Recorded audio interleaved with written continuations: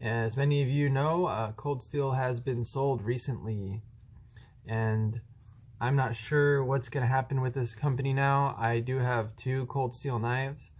I'm not going to really talk about these. They're just out as the topic discussion. What I really want to talk about now is what's going to happen with this company and my own personal experience. Now, in November during the Black Friday sale on knifecenter.com, I purchased a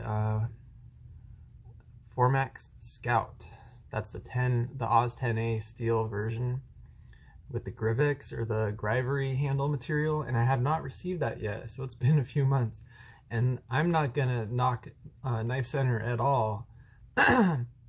Other than maybe, they should have had it in stock when they sold it, but I understand what's going on. They did advertise when I bought it that it is extended shipping, as I'm pretty sure it said they did not have it in stock, and that's why there would be extended shipping. I think they did say something that it would take, it could take a couple weeks longer, but a couple months was not what I was expecting, and that's why I'm not knocking Knife Center. I love Knife Center. They do an awesome job, and the owner, I believe it's the owner, he's got a lot of good videos on YouTube, always posting updates on new knives and stuff, so I'm not knocking them at all. I understand they advertised the extended shipping, and the reason why I bought that Cold Steel is obviously knowing Cold Steel has been sold. It's a little uncertain on what's going to happen with all the products, so I wanted to get my hands on another knife. My first Cold Steel knife was this Code 4, and my first impressions on this were it's an excellent knife. Super slicey, hollow grind, real thin behind the edge, and not too thick of blade stock, not much jimping.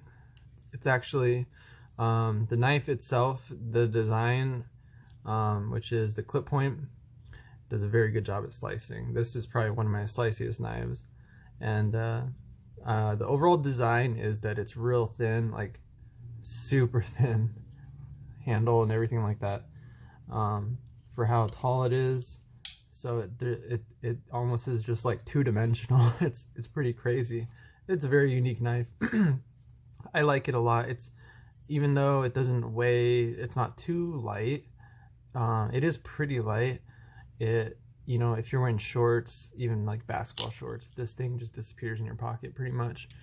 And a couple ways you can open it, I did find you can kind of gravity open this if you really try, and it doesn't always work. I'm not going to repeat that action again and try and do it. Sometimes it does work. It's not a reliable option to open it, but yeah, pretty much it's just thumb stud opening or reverse opening, with your index finger, and you can kind of hit that lock bar and open it up. So it's a pretty good knife, pretty light knife. For how big it is, it's a good lightweight option. Not super lightweight, but it's not too light. And this is my second Cold Steel knife, the 8010. And I was actually narrowing it down, should I get the Shaman or should I get the 8010? And since Cold Steel was going out of business, not out of business, but they sold the company, and I got this before that. But I think I did have a little bit of knowledge that they would do that, and I bought that before they actually sold it. I'm not sure, maybe it was just a coincidence when I bought it, but I think I just got this on Amazon late last year, and it came right away, obviously, no issues. Centering was good. It's still good, pretty much. A little bit off center, but it seems like it depends, you can kind of knock it in center. So I'm not sure if I have to tighten the pivot or something like that. Couple things on the 8010 I noticed is the hole there. If you want to put something in there to prevent it from opening, it's not really lined up with the knife, so maybe that's not the reason why that's there. Maybe it's to prevent it from closing. I'm not sure. But one thing that I've kind of questioned is, why does the tang of the blade stick out?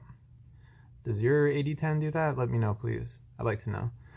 Now, the first thing I usually try and do when I open up a knife, when I first get it, is I try to do that gravity open, and this is superior, amazingly reliable at just gravity opening. I love that option of opening a knife. You can gravity open it, you can reverse flick, you can thumb flick, and this one does do much better at doing that lock bar depressing and opening. It's a really cool knife. How broad it is with the hollow grind. I do have the hollow grind version. I know that they changed to a flat grind a little bit before they sold the company. And I'm not sure when exactly they sold the company, but like I said, I had heard about them doing that, and during that Black Friday deal, I saw that the that Cold Steel 4MAX Scout, which comes in Oz 10A, which I don't have any knives in Oz 10A, so that's one of the reasons why I bought that. I wanted to try that steel out.